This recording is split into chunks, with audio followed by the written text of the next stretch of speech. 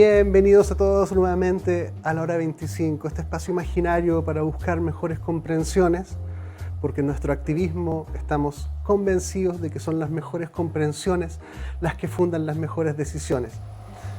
Muchas de las comprensiones o los cimientos, los fundamentos de lo que va a ser nuestra capacidad, que yo operacionalizo como lucidez, como la capacidad de echar luz a lo que aparentemente pudiera estar un poco oculto, oscuro, se cuajan en la primera infancia, el rol de la crianza y de la educación.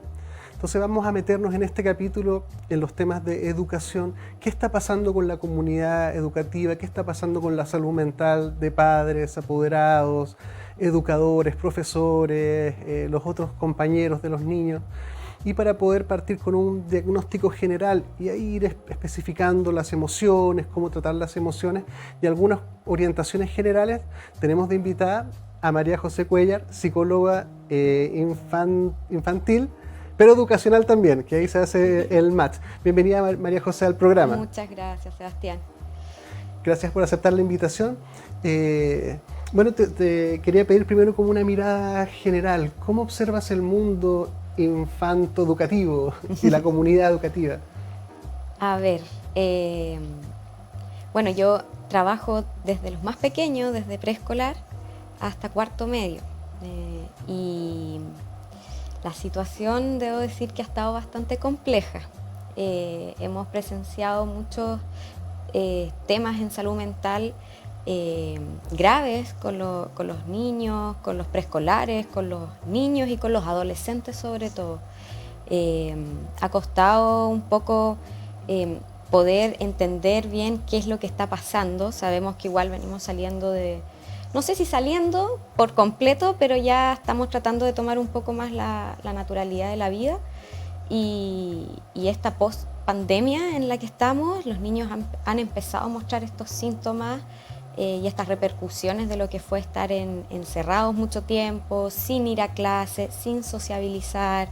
Entonces como que están volviendo a aprender, sobre todo los más chiquititos que son niños pandemia, los preescolares, que se insertan en un mundo donde no entienden mucho qué es lo que pasa. Es increíble, por ejemplo, aspectos como la agorafobia, que usualmente uno no habla mucho de eso, son como trastornos muy específicos, pero cuando uno vive un periodo de encierro prolongado, volver a salir no necesariamente es tan natural para todos, puede volverse un poco más ansiógeno también. Sí, eso, bueno, uno de las mayores consultas que me llegan de papás es que después de un tiempo de que entraron a clases, empezaron con crisis de pánico, que no querían salir los niños, que querían estar en la casa, que prefieren quedarse con clases online o simplemente tampoco estar en clase. Sí, para los adultos también fue difícil, que muchos se acostumbraron a trabajar en la casa, en el escritorio, de repente hasta podían estar con pantuflas y volver a salir. Fue difícil, los niños empezaron después. Algunos, claro, hay algunos que al tiro, pero lo más común en los niños es que ellos no se manifiestan automáticamente, sino que se manifiestan tardío. Entonces ahora me han empezado a llegar hace un par de meses todos estos temas de crisis, de pánico, de angustia, muy fuerte. Todo el mundo de la ansiedad, de la angustia y la ansiedad, que está relacionado con el miedo también, andan por el barrio. ¿Cómo, por ejemplo, un padre pudiera pesquisar señales de ansiedad en los niños preliminarmente? ¿Cómo se empieza a notar que un niño se está volviendo un poco más ansioso? Mira, generalmente esto va como en escalada. Algunos comienzan con dolor de guatita, que es como súper típico los niños que dicen, no, es que me duele la guatita, ya puede ser. Pero después me duele de nuevo. Lo que me han comentado muchos de mis pacientitos es que sienten miedo, y miedo que no saben por qué. Y esto comienza como de un día a otro. Que sienten que les falta respirar, que tratan de respirar y no pueden. Empiezan a acercarse mucho a los papás. No quieren ir al colegio, me quiero quedar con mi mamá, me quiero quedar con mi papá, quiero estar en la casa. Y empiezan como penita, mucha penita, como quiero llorar y no entiendo qué pasa. Entonces ahí empieza una sumatoria. porque se asustan, cuando les empieza a faltar el aire se asustan, entonces ya cuando llegan a ese nivel, efectivamente ahí los papás tienen que pedir ayuda, incluso uno los empieza a ver, dolor de guatita, se empiezan a pegar mucho a los papás, algunos empiezan a comer mucho, otros empiezan a querer devolverse a la casa, del colegio a la casa, no quiero estar más, me quiero ir a la casa, entonces ahí uno ya empieza como a prender la luz y decir ya, algo pasa. Pero generalmente esos son los síntomas que yo más he visto. ¿Qué orientación pudiéramos darle a los padres antes de llegar ya a pedir ayuda a un especialista, psicólogo, psicóloga, qué sé yo, todas las áreas de la salud que se dedican a eso? Pero lo primero uno empieza como padre a ver cosas, como que esta semana le ha dolido la guatita toda la semana, por ejemplo. ¿Cuáles son como las primeras orientaciones? ¿Cómo tratamos el primer contacto cuando vemos eso? Mire, siempre es súper importante porque los niños no entienden bien qué les pasa, pero para eso está el adulto en el fondo que tiene que poner como en la bandeja las opciones de lo que podría ser que les pase. Entonces, por ejemplo, cuando les duele la guatita o cuando empiezan a sentir miedo, problemas para dormir en la noche, pasó algo, hay algo que te preocupa, tendrás miedo por esto, será esto otro, como que uno empieza a poner como opciones. Y a veces de estas opciones, ahí los niños se agarran y dicen, sí, puede ser esto. Porque generalmente, como ellos no comprenden, es muy difícil ayudarlos. Entonces de repente, a veces uno los reta, ya, pero ¿cómo te va a doler la guata todos los días? Puede ser que comió algo o es alérgico a algo. Pero si uno empieza a ponerles en palabras lo que podría estar ocurriendo, los niños generalmente ahí conectan con el adulto y ahí pueden transmitir más lo que necesitan, lo que sienten. Esto es como, sobre todo con los preescolares y escolares también. Es importante rescatar Yo justamente conversaba con mi hija, tengo una hija de 6 años. Y bueno, conversamos harto, me cuenta, qué sé yo. Y la otra vez conversábamos sobre la importancia del por qué. Seguramente esas conversaciones las tienen los psicólogos, no con sus hijos, o los filósofos, qué sé yo, pero yo le decía lo importante de la pregunta ¿por qué? Le decía, porque cuando uno pregunta ¿por qué? Uno busca la raíz o la causa. Entonces cuando dices ¿por qué estás ansioso? ¿Por qué te duele la guatita? ¿Por qué estás tan pegado? ¿Por qué estás...? Usualmente los niños más pequeñitos no tienen respuesta a eso. Exacto. Porque ellos no tienen mucho conocimiento todavía de su mundo interno, socioafectivo, y es un mundo para ellos nuevos, no saben por qué les pasa lo que les pasa. Cabe señalar que muchos adultos viven toda su vida en condiciones bastante similares a esas, pero los padres o más responsables, como tú señalas, por ejemplo, será por esto otro, será por esto, y ahí uno trata de encontrar el por qué. Entonces los padres tienen que incentivar el por qué en los niños. ¿Por qué te sientes así? ¿Por qué te pasó esto? ¿Por qué? Exacto, porque una pregunta, el por qué, es muy compleja para ellos. Incluso, de repente, hasta nosotros como adultos no sabemos bien el por qué pasa algo. Y uno empieza a pensar y a tratar de sacar conclusiones y ahí uno hace como una seguidilla de cosas y dice, ok, esto puede ser lo que me está pasando. Pero a los niños hay que guiarlos, porque si no es imposible que lo logren y ellos mismos se angustian más al no saber por qué. Claro. Entonces es como un círculo vicioso. Por eso es importante las habilidades parentales que le llaman, de un padre debiera a lo menos indagar. Hoy en día uno puede googlear cosas como habilidades parentales y darse cuenta que uno necesita también aprender cosas. No es que uno venía por la vía normal y tiene un hijo y es todo suficiente para ser padre. Hoy en día ayudan muchas cosas, psicólogos, qué sé yo, literatura, leer, curiosear, videos, hay una serie de cosas que implica que el ser humano más activamente también participe de su propia autogestión. Y hay mucho de eso. Y por ejemplo, ya cuando los padres han intentado estas cosas que son como las más domésticas, las primeras, cuando llegan ya como a consulta, ¿hay un trabajo con el niño, con el padre, con la comunidad? ¿Cómo se articula el sanar? Bueno, todos los psicólogos trabajamos de forma diferente, pero cuando se trabaja con niños y adolescentes, yo creo que lo más importante es trabajar con el sistema completo. ¿Qué le llamo sistema completo? Colegio, padres y niños. Entonces ahí uno va indagando qué pasa con el niño. Y quizás hay cosas que de repente los papás, pequeños errores que cometen que generan más inseguridad a esto. O cuando se angustian en el fondo porque no entienden qué pasa con su hijo, a veces ya ocupan recursos que de repente es peor para el niño. Y ahí esto como que se agrava mucho más. Entonces yo creo que lo recomendable es ver cómo se mueve el niño en el contexto colegio. ¿Esto también está pasando ahí? ¿Qué pasa? Comunicarse con la profesora. No, los recreos está bien, en la sala no hay ningún problema. O sea, pasa solo en la casa. ¿Ya? ¿Qué está pasando en la casa entonces? Entonces ahí uno comienza a abarcar todas las áreas. De repente llamar a sesión a los papás, tener una sesión una entrevista con el colegio, manifestarle a los niños, ¿hay algo en que te puedo ayudar? Yo siempre les pregunto, ¿qué crees tú que yo te puedo ayudar? ¿Qué te gustaría que yo le comunicara a tus papás? Que les dijera, para que ellos también entiendan, y ellos lo dicen.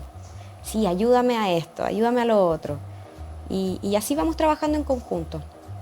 Es increíble que a veces los niños sorprenden mucho. Sí. Bueno, mi hija, y observo ahí, pero me sorprenden a veces la lucidez con que te salen cuentas como si eso, me gustaría eso. Pero uno como padre tiene que incentivar que el niño se conecte con esas reflexiones o con esas comprensiones. Hay que incentivarle al niño esas preguntas. ¿Cómo te sientes? ¿Por qué te sientes? ¿Cómo estuvo tu día? ¿Qué es lo que más te gustó? ¿Qué es lo que menos te gustó? ¿Qué es lo que más disfrutas? Y esas preguntas que parecen triviales hacen que el niño tome más conciencia de su mundo interior, de su ser. Exacto. O sea, el adulto en el fondo tiene que ser como un facilitador para que el niño conecte y reflexione acerca de lo que le pasa, para que después cuando va creciendo vaya teniendo las herramientas para poder resolver los problemas que ocurren, por ejemplo, en el colegio, que es donde más se enfrentan los problemas, porque en la casa es de uno a uno, pero en el colegio hay muchos niños con muchas personalidades, con muchos temas. Entonces, obviamente, ahí se encuentran todos y algunos no saben resolver estas cosas, se conflictúan mucho más con problemas, se angustian mucho más. Entonces, ahí el papá y la mamá tienen que ser un facilitador, intentando entregarles las herramientas para que comprendan qué pasa. Uno de los aspectos bien fundamentales en el comprender son el mundo de las emociones. Sí. ¿Qué nos pudieras contar de las emociones, de la niñez, de cómo trabajarlas, cómo enseñarles a los padres para que le enseñen a sus hijos de este mundo tan importante que es el mundo emocional? El tema de las emociones, bueno, es algo de lo que yo trabajo mucho, tanto en aula como en consulta. Es complejo porque la crianza que tienen la mayoría de las mamás, de los papás, es que antes no se hablaba mucho de las emociones. No había una profundización de las emociones. Si tú tienes pena, ya, listo, que no te vean llorar, o si estás enojado es algo malo. Entonces, hoy en día se ha estado trabajando y se ha abierto esta mente en el fondo de que las emociones no son ni buenas ni malas. En el fondo son emociones. Y que si de repente estoy enojado, no hay ningún problema. Y que si tengo pena, no hay ningún problema. Y que ambas funcionan muy bien, porque generalmente están las dos alineadas. Entonces, lo ideal siempre es ir trabajando el tema de las emociones desde que son pequeños, desde preescolar. El tema está que cuando son chiquititos son súper concretos. Entonces, el cerebro todavía del niño no está lo suficientemente maduro para lograrlo comprender bien. Entonces uno entra de lo más básico, como las emociones básicas, la rabia, la pena, la alegría, el miedo, que el miedo es algo que muchos sienten y dicen que es malo, pero en el fondo el miedo es lo que te lleva a protegerte. Entonces cuando uno le enseña desde esa mirada las emociones a los niños, las empiezan a ver desde una forma mucho más amable y no como tan calificadoras. Entonces yo creo que los papás tienen que comprender eso desde la base para que se lo puedan transmitir a sus hijos. O sea, está bien que tú te enojes, pero no está bien que tú vengas y agarres y le pegues a todos los compañeros porque estás enojado. Entonces ahí uno les empieza a enseñar la diferencia de qué hago yo con esta rabia intensa que siento. Uno de los aprendizajes de formas de aprender es el aprendizaje vicario, que es básicamente el niño observa cómo sus referentes lidian con sus propias emociones. Y otro componente es el reflexivo, el conversar sobre lo que nos pasa. Yo también converso con mi hija sobre el miedo. Bueno, en general, a medida que le van pasando cosas, voy conversando con ella. Justamente yo le digo lo mismo que tú dices. Es decir, el miedo es una emoción que nos indica que nos tenemos que cuidar. Por tanto, es una emoción muy útil, porque cuando tienes miedo, tú puedes cuidarte. Imagínate que si estuvieras frente a un peligro y no tuvieras miedo, te pasaría algo peor. Entonces el miedo tiene la misión o el aporte de ayudarnos a vivir para cuidarnos. La pena, por ejemplo, que yo siempre digo la pena es la emoción que más duele, o sea, esa duele de todas las emociones. Yo creo que la más dolorosa es la pena, y uno la siente en el cuerpo tremendamente. Y enseñarle para qué sirve la pena, o por qué nos da pena, qué pasa con la pena, explicarle que duele, decirle sí, la pena duele. O sea, ¿qué más te voy a decir? La pena duele. Pero la pena viene porque también hay cosas porque has sentido mucho amor por determinadas personas y a veces cuando las perdemos nos duele. Pero también pasa y se quedan adentro. Ese tipo de conversaciones con la alegría, la felicidad, la pena, la tristeza, el miedo, son fundamentales que los padres las tengamos con los niños. Ahora los padres también prepararse un poquitito para tener esas respuestas, porque muchos adultos no tenemos formación o culturalmente somos bastante analfabetos emocionalmente como para querer además enseñarle a un otro. Entonces uno mismo tiene que partir primero investigando algo. Sí, los papás y las mamás tienen que partir desde la base que ellos tienen que nutrirse de este nuevo como paradigma que se está haciendo con el tema de las emociones para poder enseñarle a los niños, porque si no los manejamos bien, tampoco como adultos, ellos dicen, ya, pero me está diciendo que no puedo golpearle al compañero, pero se volvió loca y me agarró y me tiró los juguetes. Entonces ahí uno tiene que tratar de enseñar desde las acciones. Claro, ¿cómo logro controlarme? El aprendizaje vicario que habíamos conversado, de que finalmente pasa mucho que un cuidador trata de calmar al niño completamente descontrolado uno mismo. Exacto. Entonces tú dices, ya, eso no va a resultar. O sea, primero encuentra... A ver, voy a partir un poco de atrás para explicar un poco el mecanismo. Las emociones tienen distintas distinciones. Nosotros cuando estudiamos psicología nos dicen que, por ejemplo, la diferencia entre sentimiento y emoción es que el sentimiento es más duradero y menos intenso, y que la emoción es más intensa y menos duradera. Entonces, ese es el primer mapa. Después aparece el mapa biológico, porque hoy en día las ciencias biológicas están nutriendo mucho distintas disciplinas. Y el emocionar desde lo biológico es nuestra disposición organísmica, minuto a minuto, segundo a segundo. El vivir es un emocionarse, todo el rato nos estamos emocionando, lo que pasa es que no distinguimos todas las emociones todo el rato. Lo importante de las emociones es que las emociones abren o cierran posibilidades. Un niño en una pataleta tiene muy pocas posibilidades de hacer cosas. Entonces lo primero que uno hace, como una recomendación o sugerencia, es tratar de trabajar la emocionalidad del niño para que esa pataleta evolucione en otra emoción que posibilite más cosas. Exacto. Sí, toda la razón. Efectivamente, con el tema de las pataletas, lo que hay que ir trabajando, porque ellos cuando están en plena pataleta es una crisis. El niño no lo pasa bien, sufre. Entonces el adulto tiene que regular eso. Y eso es lo más difícil porque el adulto tampoco siempre está regulado para poder hacerlo, porque ya está estresado. Entonces ahí hay que ayudarlo a que pueda gestionar esta emoción intensa de manera que logre comunicarse. Pero eso es un trabajo largo, o sea, no se hace ni a la primera ni a la segunda, es constante y todo el rato para que ahí el niño logre entender, ya, esto es lo que hace mi mamá, de esta manera me ayuda. Entonces, pero es un trabajo difícil. Bueno, mucho tiempo, o sea, aprender a conocernos, que dentro de esa pregunta o esa indagación, la parte emocional es fundamental. No hay mucho aprendizaje ni mucha educación para eso. Todos tenemos como que descubrirlo, ver como a la buena de Dios, como se dice. O sea, como ya viste tú, qué te pasa a ti, qué le pasa al otro, qué le pasa al de allá. Y algunos son más asertivos, otros menos asertivos. Pero muchas veces, tú creo que lo mencionaste, a veces los adultos tratando de ayudar se configuran como parte del problema al no comprender lo que está pasando. Exacto.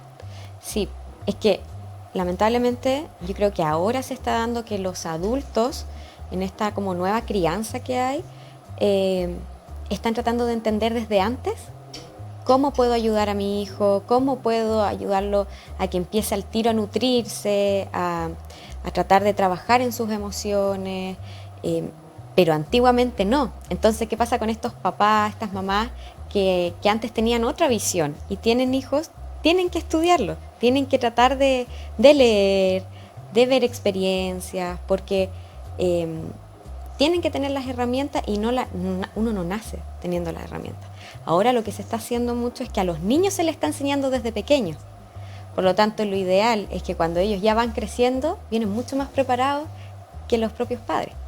Y que los padres también aprovechen porque como los niños están estudiando eso, es importante que si, bueno, mi hijo o mi hija está estudiando, no sé, las emociones, yo también me involucre en ese aprendizaje y aprenda algo también, porque ¿no? De repente, cuando uno hace talleres en general, mi experiencia es más laboral, y tú, por ejemplo, haces un taller de trabajo en equipo o comunicación efectiva, y la mayoría de la gente dice, sería bueno que mi jefe también viniera a este curso, porque las cosas pasan en una danza. Entonces, si el niño en un momento en el colegio le dicen, por ejemplo, respira si estás muy enojado, y empieza a respirar y el papá se sulfura rápidamente, justo el aprendizaje no se logra porque el mensaje es contradictorio. Exacto. Incluso, o sea, yo recuerdo, yo nunca hablé de emociones cuando estaba ni en preescolar, ni en básica, no, jamás. Es un tema que yo esto lo vine a aprender ahora.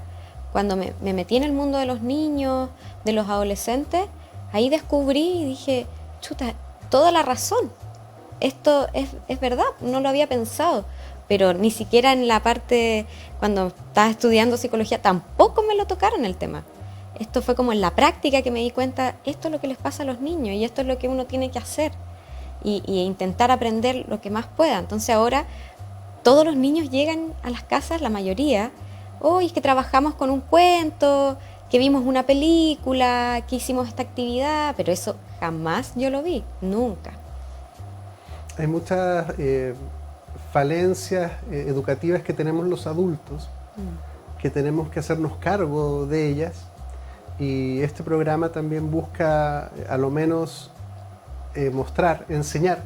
Enseñar viene de mostrar, más allá de que uno usualmente asocia enseñar como inculcar algún tipo de contenido, habilidad, lo que fuera, pero enseñar es mostrar, y nosotros los adultos tenemos que ver y mostrarnos entre nosotros que tenemos que también tener cierto desarrollo, aunque sea tardío, pero nunca, siempre es útil aprender de las emociones, aprender de lo que nos pasa, por qué estoy más angustiado, por qué estoy más triste, e incluso también por qué estoy alegre.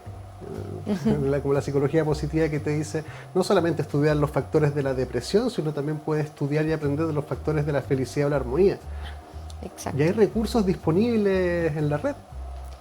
Está lleno de recursos, uno puede ver, las redes sociales también, hay hartos profesionales que suben algunos contenidos. No, tampoco es la forma completa con redes sociales de estudiar y diagnosticarse o cosas por el estilo, eso no. Pero también uno puede encontrar información de repente para poder ir leyendo, viendo qué recomiendan, qué libro podría leer. Entonces, hay material. Avanzar un poquito. Sí. Pedir en los colegios que hagan charlas, que vayan psicólogos, los mismos psicólogos educacionales, que disponibilicen instancias. Los papás siempre estamos ávidos de saber o informarnos. En general, los papás queremos hacer las cosas bien. Lo que pasa es que no nos resultan bien siempre y muchas veces es inevitable, pero también muchas otras veces sí puede ser evitable en la medida de que también comprendemos un poquitito más nuestro rol, nuestro ser, nuestra humanidad, y el niño también desde su propia singularidad también. Exacto, o sea, los niños en el fondo ellos aprenden mucho por imitación, por lo que ven en su entorno y también por lo que ven de sus amigos, compañeros. Entonces, los colegios son la instancia sumamente importante para poder abordar estos temas y trabajar el tema de las emociones lleva a muchas otras cosas más. El tema del bullying, el tema del suicidio, las depresiones adolescentes, todo eso va de la mano con el manejo de las emociones, con el manejo de entender qué me pasa a mí, qué le pasa al otro si yo digo esto. Entonces es un mundo en el fondo, que va de la mano y que lleva a trabajar otras cosas al mismo tiempo. Todo termina conectado. Exacto. Es más, cuando un niño, por ejemplo, no ha sido bien amado, ese niño deviene en una persona, y esa persona también, al interactuar con otras personas, muchas veces también colabora a enfermar. Cuando un niño sanamos un poco todos. Y cuando un niño enferma, enfermamos todos un poco. Estamos todos conectados finalmente, y creo que es importante insistir en esa comprensión. Sobre todo justamente con Lorena Alemán, en el capítulo anterior hablábamos un poco de la idiosincrasia chilena, de la cultura chilena, que somos como tendencia un poquitito más hacia el individualismo, hacia no conectarnos. Exacto. Y creo que hay que mirar ese rasgo cultural también, porque es antinatura. Nuestra naturaleza es mamífera, gregaria, somos seres sociales, estamos conectados. Nuestra biología está hecha para conectarnos. La misma empatía es una capacidad biológica de yo poder sentir lo que tú sientes. Y hay que usar esa emoción, esa capacidad. Exacto.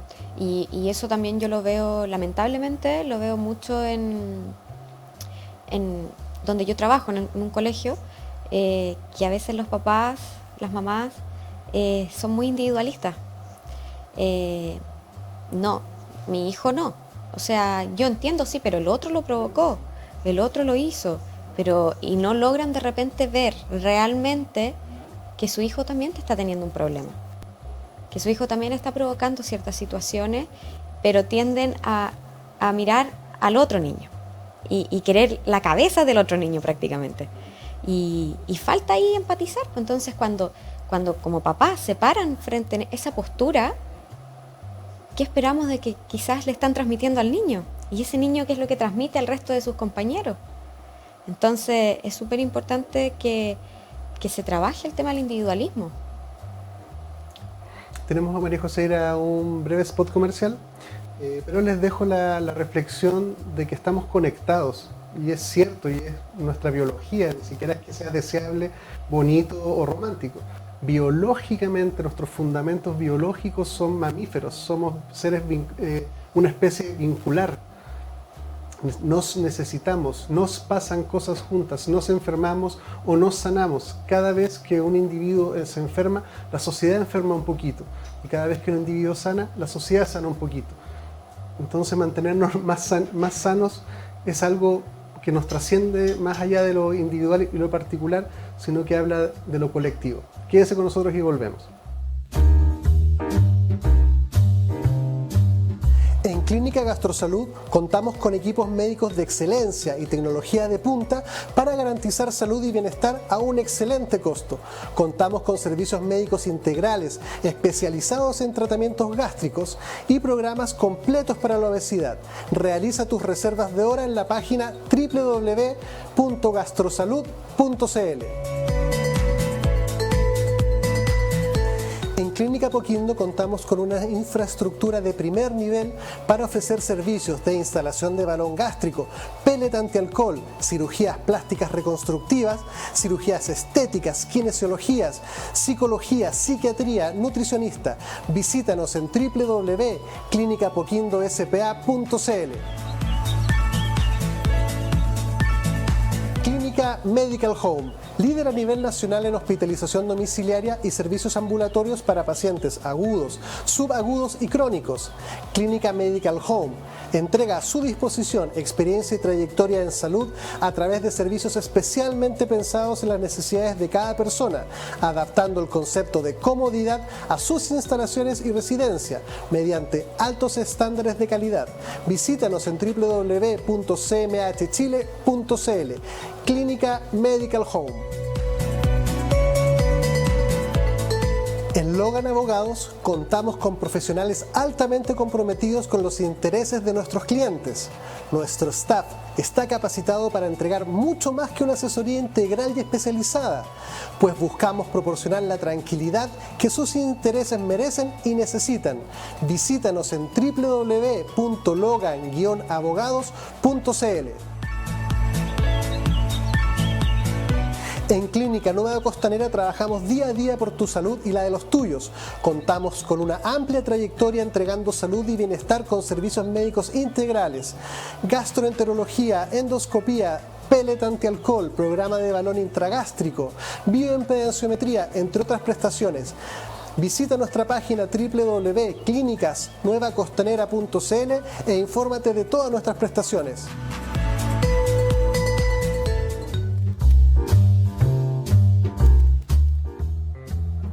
Bienvenidos de vuelta, estamos conversando sobre el mundo de los niños, que está completamente ligado al mundo de los adultos. ¿Cómo tenemos que interesarnos por esta dinámica que está sucediendo en atención a múltiples alertas? Han aumentado los suicidios en las comunidades educativas, ha aumentado la violencia, el bullying. Bueno, el respeto se ha ido perdiendo también en esta entendida como tendencia más hacia la, ¿cómo se dice?, hacer más horizontal la relación, que tiene su aspecto positivo, pero también la autoridad y la asimetría bien entendida es importante también. No es cierto por definición que las relaciones horizontales sean mejores. Lo cierto es que cada relación en atención a su cualidad o a su naturaleza debe decidir en su diseño si es conveniente asimetría o horizontalidad.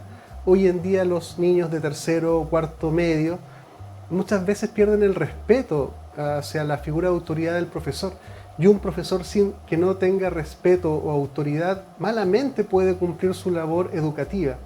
Entonces vamos a ir indagando con María José sobre la relación entre habilidades emocionales, bullying, violencia y a ver qué podemos encontrar por ahí. María José, ¿cómo ves esto de las habilidades emocionales, bullying, violencia? Bueno, como hablábamos anteriormente, si los niños no tienen un buen manejo de un lenguaje y conciencia emocional, esto también está muy ligado al tema del bullying. Cuando hay niños que realizan o que ejercen bullying sobre otra persona, no hay una capacidad de poder entender o comprender que hay empatía. ¿Qué daño le estoy generando a la otra persona con lo que yo digo, con lo que yo hago? Pero también esto va de la mano con las herramientas que también le entregan los papás a estos niños que tampoco tienen este lenguaje emocional. Entonces, el poco manejo de emociones, el poco manejo de lo que puedo yo comprender de qué me pasa a mí, qué le pasa al otro, lleva a una repercusión de bullying, de suicidios adolescentes, suicidio infantil también hay. Por lo tanto, es bien complejo esa temática. El hecho de que hayan aumentado los suicidios es una señal inequívoca de que ahí están sucediendo cosas muy dañinas para las personas, para las comunidades, para la sociedad, para el país, para el mundo. Yo encuentro terrible constatar que un niño que está recién empezando su vida adolescente tome la decisión de acabar con su vida porque tiene un nivel de sufrimiento que no puede sobrellevar. Y a veces es la ausencia de educación emocional, la ausencia de interesarse, de vernos. No siempre, pero en la mayoría de los casos uno puede ver una gradiente, de que empieza, como tú dices, el dolor de guatita, un poco le está costando dormir, anda un poco más disfórico, y de ahí hasta llegar hasta el suicidio como la máxima expresión de un proceso que no fue quizá atendido, visto, tratado. Exactamente. O sea, a ver, cuando los niños o los adolescentes llegan a este punto de querer suicidarse, O sea, cómo deberían haber alertas, luces, de que algo le estaba pasando, de que algo dijo, de que algo manifestó, porque generalmente no es en silencio al 100%. Dio alertas, dio señales de que lo estaba pasando mal, de que el niño estaba sufriendo, en el colegio quizás algo pasó. A mí me ha tocado ver casos de niños que llegan a terapia y que el colegio no ha hecho nada, o que ha bajado el perfil, o que papás tampoco no se habían dado cuenta de antes, y esto venía arrastrándose hace mucho tiempo. Nosotros hace varios capítulos atrás conversábamos con la Fundación Cathy Summers, y una de las cosas que ellos nos decían era que uno no tiene casi como ser intolerante a las señales de violencia. O sea, cualquier señal en cualquier magnitud que uno pesquise tiene que atenderse con la mayor importancia y urgencia. Es la ausencia de darnos cuenta de las señales muchas veces las que conducen a cosas terribles como accidentes,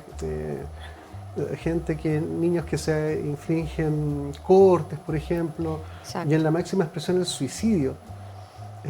Entonces, reiterar el tema de las habilidades parentales y también llevar la mirada al mundo digital, porque hoy en día la violencia, el bullying, como se llama, no solamente pasa en lo relacional presencial, sino que hay una caja de resonancia que algo que, no sé, 40, qué sé yo ya, 10 niños molestaban a uno, y el resto era parte del paisaje, no se metía, tenía su opinión al respecto, pero de repente estos 10 en lo digital pueden volverse miles. Exacto. Rápidamente. Eso está súper potente. Ahora ya no es solamente que voy al colegio y me molesta. No, llego a la casa y siguen. Por las redes sociales, por los videojuegos también, porque como pueden conversar en línea, se pueden seguir molestando en línea. O en las redes sociales subir una historia de un video tuyo, de una foto tuya, y te siguen molestando. Y claro, como tú dices, no son 10 personas. Hay niños que, como no tienen tampoco esta conciencia, se involucran en esto solo por diversión, pero no miden las consecuencias de lo que puede generar que un hostigamiento, una agresión verbal a través de redes sociales genera mucho impacto y un daño muy profundo. Claro, y este efecto de agotamiento, porque finalmente antes, claro, el fenómeno de la violencia, el abuso, la molestia, estaba acotado a la presencialidad, y luego, claro, obviamente uno podía quedar sufriendo, pero esta cuestión de que tú llegas del colegio y viralizan un video tuyo, o ponen una frase, una foto, un Photoshop, y después 1000 personas like, lo viralizan, lo comparten, y de repente no hay descanso. Entonces ya ni siquiera hay una etapa como refractaria de poder asimilarlo, porque te llega en la noche, en la mañana, en el día, siguen gente que ni te conoce, se suma. Exacto. A molestarte también. Sí, y ahí empieza todo un tema angustioso. O sea, en la casa no puedo estar tranquilo, en la noche no puedo dormir porque estoy pendiente de qué habrán subido más de mí, qué estarán diciendo. También hasta por WhatsApp, un curso completo puede molestarte por WhatsApp, porque ahora los niños tienen acceso a redes, a celulares, a videojuegos, desde muy pequeños. Entonces esto lo normalizan. Y de repente, a veces no, si nos molestamos nomás, pero te insultan y te dicen cosas porque, no sé, te equivocaste y jugaste mal, o hiciste perder a tu equipo, y por un sinfín de cosas. Claro, ahí puede haber cierta tendencia a normalizar, porque uno dice, bueno, a mí me molestaron cuando chico, yo molestaba de vez en cuando, que nos molestábamos entre todos ya, todos tuvimos experiencia de alguna talla, te subían al columpio, como se dice, qué sé yo, pero más allá de normalizarlo hay que entender que hay algunas personas que ese tipo de cosas no les afectan mayormente, pero sí hay otras personas que usualmente tienen otras condiciones, que pueden ser carencias afectivas en la infancia, que eso les duele muchísimo más. Entonces es mejor pecar de prevenido que de confiado. Si se están molestando, no decir, bueno, eso es normal, aunque lo fuera, porque una señal puede salvar a un niño de que muera. Exacto. Bueno, eso el otro día lo conversábamos en unas charlas que hicimos en el colegio, que alumnos hicieron las charlas sobre prevención de bullying a otros alumnos. Y dejar súper claro, si a ti te dicen chico, yo le dije chico al otro, pero a mí me da lo mismo. A mí me daría lo mismo si me dicen chico, pero a él tú no sabes lo que le puede generar que le digan chico. Porque quizás tiene todo un tema que atrás le molesta ser más chico, o tonta, o feo. Todas las personas pueden tomarlo de una manera muy diferente y a veces los niños les cuesta entender que lo que a ti te dicen te puede impactar de tal forma que tú no sabes lo que al otro le puede pasar. Entonces, eso es lo complejo. Y también reitera el llamado de prestar atención. Es el otro, no porque yo encuentre que esto no es grave, deja de serlo. Hay que ver si al otro le parece grave o le parece importante. Y esta invitación siempre a mirarnos, a saber que somos distintos, y no porque a mí no me moleste, no es causa de molestia para nadie. Solamente se aplica a mí no me molesta. Eso es lo único que yo puedo afirmar. El resto debería ir a preguntarle. Exacto, y papás, mamás también, que me ha tocado lamentablemente ver, que es como, pero si no es para tanto. Cuando yo era chico esto lo hacíamos de tal forma, antes. Pero ahora estamos tratando de que los niños tomen conciencia y sean más respetuosos, sean más empáticos y que piensen qué impacto puedo generar en el otro. Entonces, a veces falta un poquito de apoyo de los papás de poder comprender esto. No todos, obviamente, pero sí me ha tocado casos de escuchar eso. Y es triste. Claro, hoy en día el mundo está mucho más difícil, por decirlo de alguna forma. No solamente también por lo digital, porque también los adultos, a nosotros los adultos lo digital también nos perturba. Yo ayer o antes de ayer cerré Twitter, lo abrí hace como un año. La primera vez que me metí a Twitter decía, pero esta cuestión es una tontería, decía yo la primera vez que me metí, porque veía frases cortas y todos como poco respetuosas, poco empáticas, poco comprensivas, bastante fanatizadas. Y luego de evaluar mi permanencia en Twitter, me empecé a dar cuenta que me empezaba a sentir mal.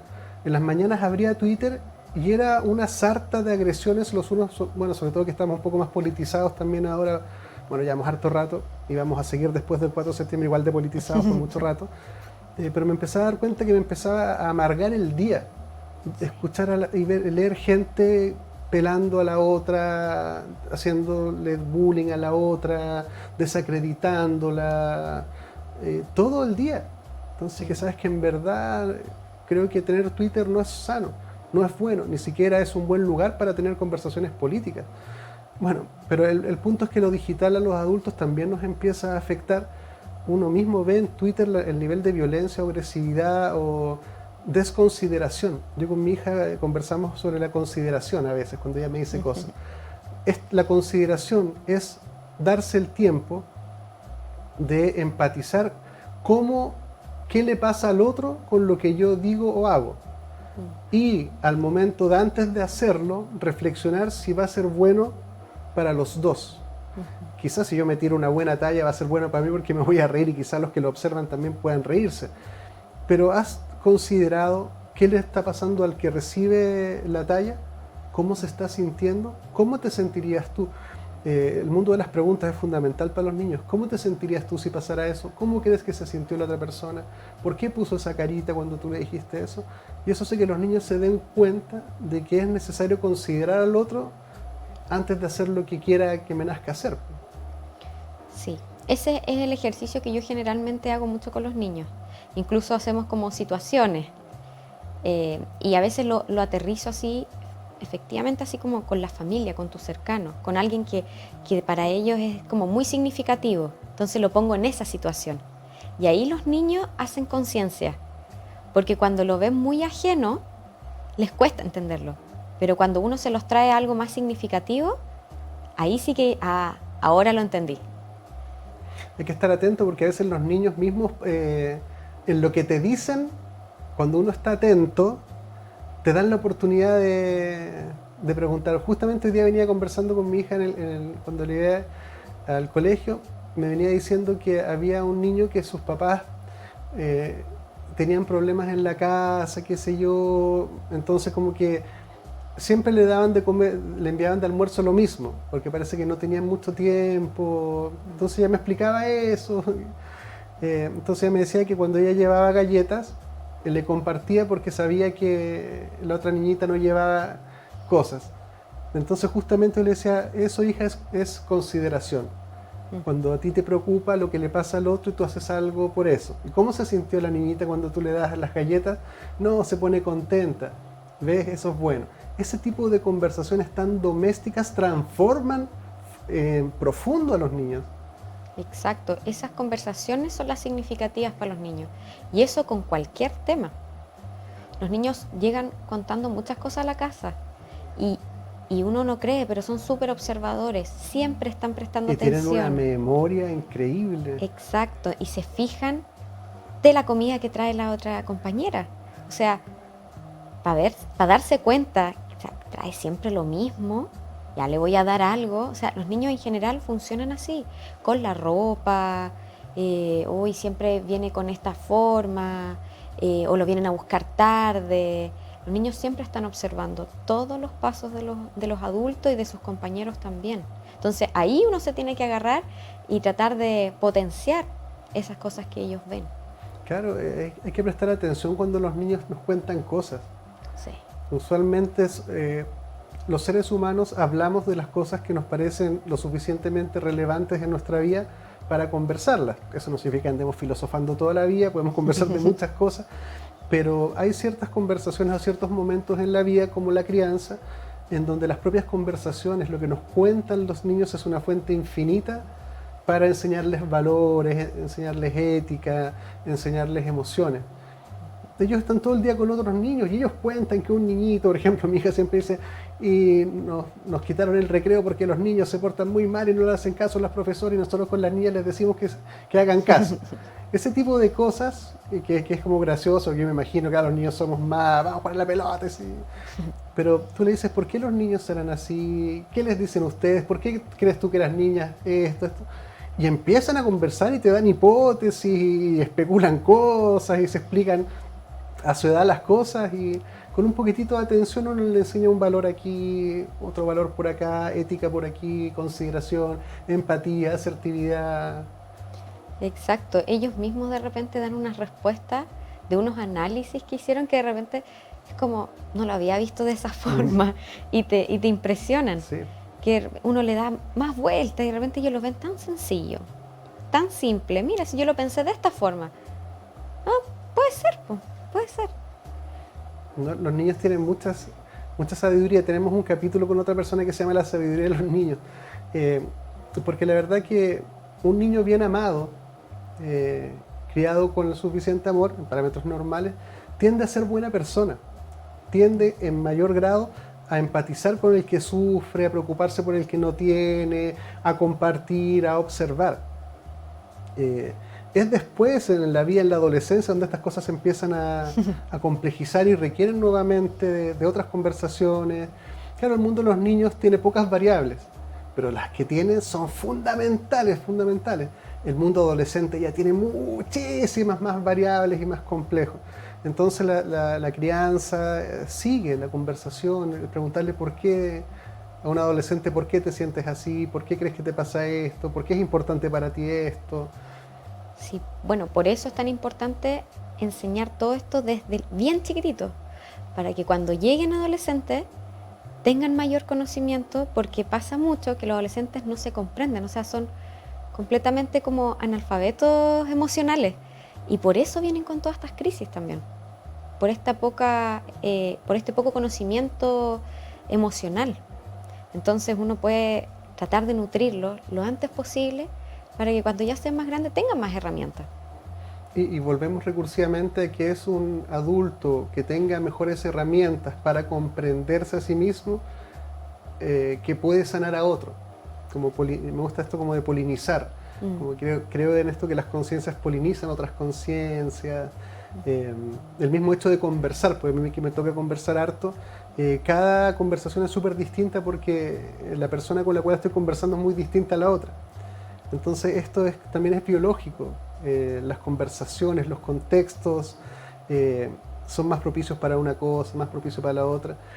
Pero en la medida que mejor comprensión tengamos de nosotros mismos, ayudamos inevitablemente al otro. Y en caso contrario, cuando estamos desbalanceados, también enfermamos un poco al otro.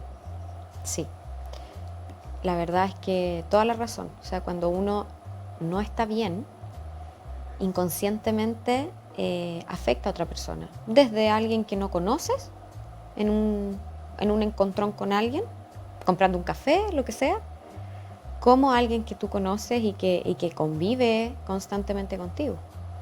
Porque estamos conectados, eso es lo que hay que reiterar. O sea, si uno anda, por ejemplo, es bien amado, uno tiende a establecer vínculos desde el bien amar. Si nuestros padres se preocupan por nuestro mundo emocional, a nosotros nos empezamos a preocupar y a valorar nuestro mundo emocional y empezamos a instar a que otros le presten atención al mundo emocional y así empezamos a cambiar como cultura. Y son pequeñas cositas. Muchas veces son conversaciones, muchas veces. Pequeños, o sea, desde más pequeños partan como con estos aprendizajes de los padres, mientras más gratificante sea la experiencia desde los niños, desde chiquitito, son las bases más importantes para cuando uno va creciendo. Está comprobado que en el fondo, si el niño sufrió mucho desde muy pequeño, va a traer estos temas para cuando tenga pareja, la adolescencia sobre todo, que es como el periodo crítico, pero después en la adultez. Entonces es como el momento crítico es cuando son chiquititos. Eso es el llamado a los padres, de que trabajemos activamente, seamos curiosos y busquemos habilidades parentales. Es necesario que sepamos lo que estamos haciendo, que tomemos conciencia de lo relevante y fundamental que estamos haciendo o dejando de hacer con nuestros niños, y que eso que estamos haciendo o dejando de hacer va a influir en su adolescencia, va a influir en su trabajo, va a influir en su vejez, va a influir en su matrimonio, va a influir en todo. Y es así de importante, y es porque es así de importante que tenemos que darle el tiempo para atender los aspectos importantes de la vida. Que yo siempre digo, no son tantos, serán 8, 9, 10, qué sé yo, pero no son infinitos como para decir esto es imposible. No es más que posible. Cualquier persona en este mismo segundo que nos está escuchando puede agarrar su teléfono y decir habilidades parentales en Google, y eso puede llevarte una cosa a otra, y algo que aprendiste tú le comentas a tu marido, a tu pareja o a tu jefe, y tú le comentas algo y eso le comenta al otro niño, el niño le comenta al compañero, el compañero al profesor, el profesor sale de esta aula y va al otro curso y viene con esta reflexión y la lleva al otro curso, y ese niño se lo lleva a su mamá.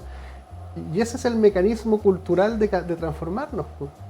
Así se va aprendiendo, como en el fondo de experiencia en experiencia, de boca en boca, y así con lo que yo hago al otro le va a generar un impacto.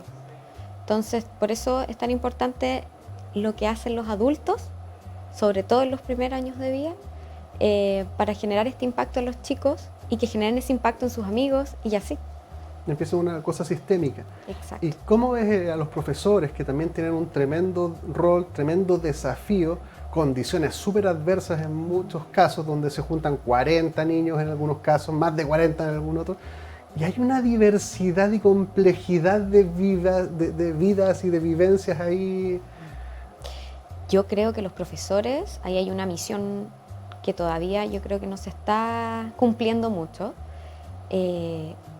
Falta entregarle más herramientas a los profesores de cómo poder abordar todos estos niños. Ellos cuentan con la expertise como profesores propiamente tal, pero ahora las cosas han cambiado mucho. Y aprender a abordar un niño, a poder controlar distintas situaciones, no es fácil. Y yo creo que falta un poco de de enseñar un poco de lenguaje emocional, de que ellos también en el colegio puedan entregar habilidades emocionales a los niños como parte de la formación académica, no solamente lo que es matemática, lenguaje, no, sino que sea parte de una, no sé, si fuera una clase, pero también para eso tienen que formar a los profesores con estas herramientas, porque no pueden llegar y hacerlo nomás. Si ellos no lo tienen adquirido, no pueden llegar y enseñarle a los niños. Entonces esto viene de mucho más atrás. Y es lo que tú decías, si alguien quiere hacer una intervención, tiene que considerar distintas audiencias, los padres, los educadores, los profesores, la directiva del colegio también o del liceo, hasta los compañeros. O sea, a veces uno se olvida, por ejemplo, cuando uno habla de bullying, usualmente habla del que hace bullying y el que lo recibe. Pero eso que está sucediendo, esa dinámica en aula, le afecta a todos los que están participando de alguna u otra forma, aunque sea como espectadores. Pero hay niños que se angustian al ver a otro niño angustiado, porque tienen empatía más a flor de piel. Exacto. O sea, si yo me quedo callado, también estoy siendo cómplice. Entonces, ¿cómo yo puedo ayudar a que esto no siga pasando? No solamente el que hace, sino que yo lo estoy viendo. Tengo que avisar, tengo que decir algo, porque si no, estoy siendo partícipe de toda esta situación. Entonces ahí la recomendación que le aprendí de la Fundación Cathy Summer, tolerancia cero. Cualquier atisbo de violencia, angustia, tiene que ser tomada con la mayor importancia, porque puede que casos de esos terminen en la muerte de alguien. Tolerancia cero. María José, muchísimas gracias por visitarnos, conversar sobre temas tan importantes. Voy a aprovechar de regalarte un libro del poeta Paulo Maluf, de Ediciones Quinta, La gracia y la desgracia, poesía para leerlo. Muchísimas gracias por venir. Muchísimas gracias a los que nos siguen. Suscríbanse al canal YouTube. Hay muchos temas importantes y sobre todo dedicar el tiempo y los recursos a lo esencial, y a lo accesorio ir y venir, pero lo esencial, foco. Muchas gracias a todos. Muchas gracias, María José.